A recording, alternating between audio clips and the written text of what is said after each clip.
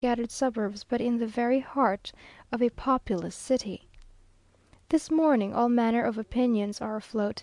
Some believe that Santa Anna has started from his retreat at Manga de Clavo, and will arrive to day, will himself swallow the disputed oyster (the presidential chair), and give each of the combatants a shell apiece; some that a fresh supply of troops for the government will arrive to day, and others that the rebels must eventually triumph. Among the reports which I trust may be classed as doubtful is, that General Urrea has issued a proclamation promising 3 hours' pillage to all who join him. Then will be the time for testing the virtues of all the diplomatic drapeaux. In the midst of all, here comes another. Address of His Excellency Señor Don Valentin Gomez Farias, charged provisionally with the Government of Mexico, and of the General in Chief of the Federal Army, to the troops under his command. Companions in arms, no one has ever resisted a people who fight for their liberty and who defend their sacred rights. Your heroic endeavours have already reduced our unjust aggressors almost to complete nullity. Without infantry to cover their parapets, without artillery to fire their pieces, without money, without credit, and without support, they already make their last useless efforts. On our side, on the contrary, all is in abundance (sobra); men, arms, ammunition, and money, and above all, the invincible support of opinion; while the parties which adhere to our pronunciamiento in all the cities out of the capital, and the assistance which within this very city is given by every class of society to those who are fighting for the rights of the people, offer guarantees which they will strictly fulfil to all the inhabitants of the country, natives as well as foreigners. Our enemies, in the delirium of their impotence, have had recourse to their favourite weapon, calumny. In a communication directed to us, they have had the audacity to accuse you of having attacked some property. Miserable wretches! No, the soldiers of the people are not robbers. The cause of liberty is very noble, and its defence will not be stained by a degrading action. This is the answer given to your calumniators by your chiefs, who are as much interested in your reputation as in their own. Soldiers of the people, let valour as well as all other civic virtues shine in your conduct, that you may never dim the renown of valiant soldiers and of good citizens. Valentin Gomez Farias, José Urrea. We hear that 2 shells have fallen into the house of Señor , who has a pretty wife and a number of children, and that his azotea is occupied by the federalist troops.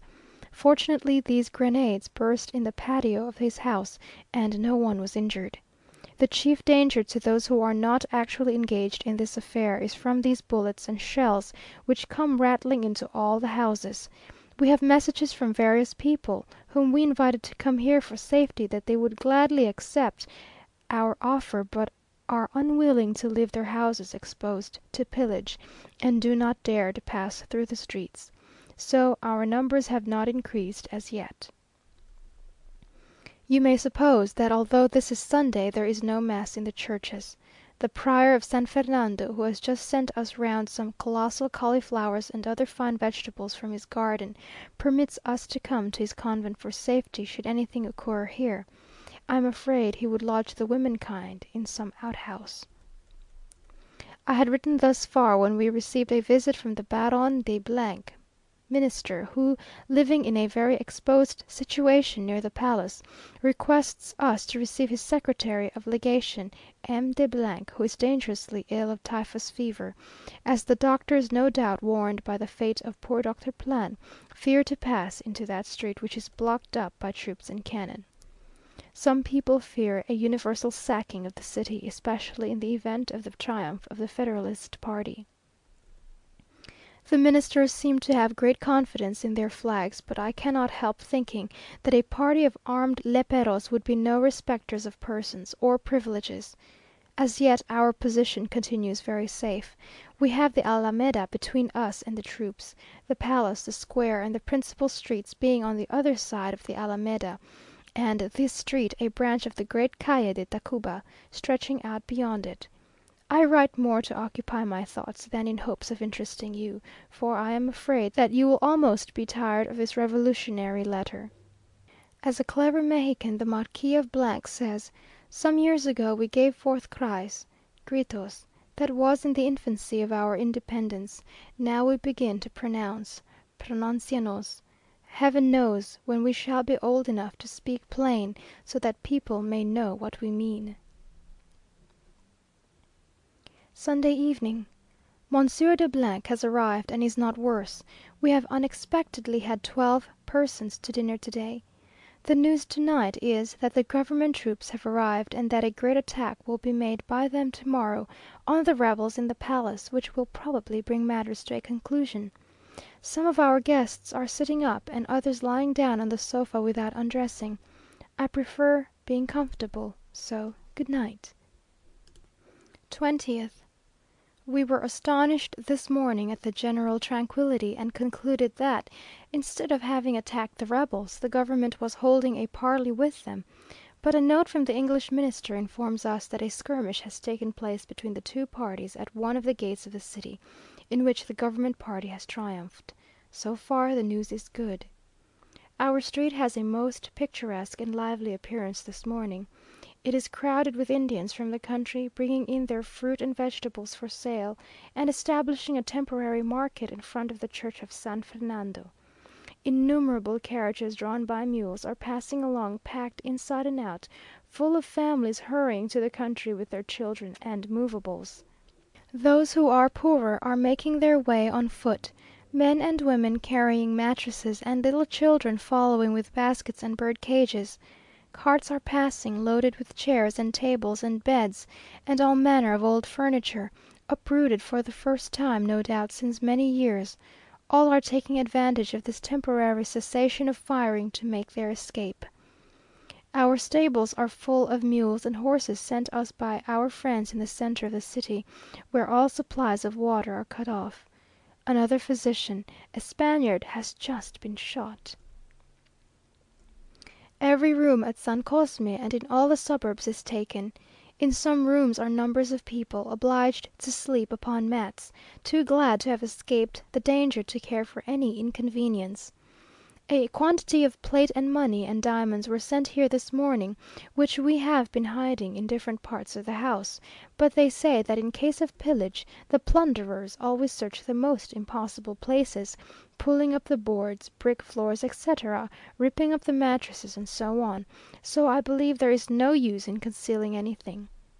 Near us lives a celebrated general, on whose political opinions there seems much doubt, as he has joined neither party, and has become invisible ever since this affair commenced. He is a showy, handsome man, with a good deal of superficial instruction, and exceedingly vain of his personal advantages.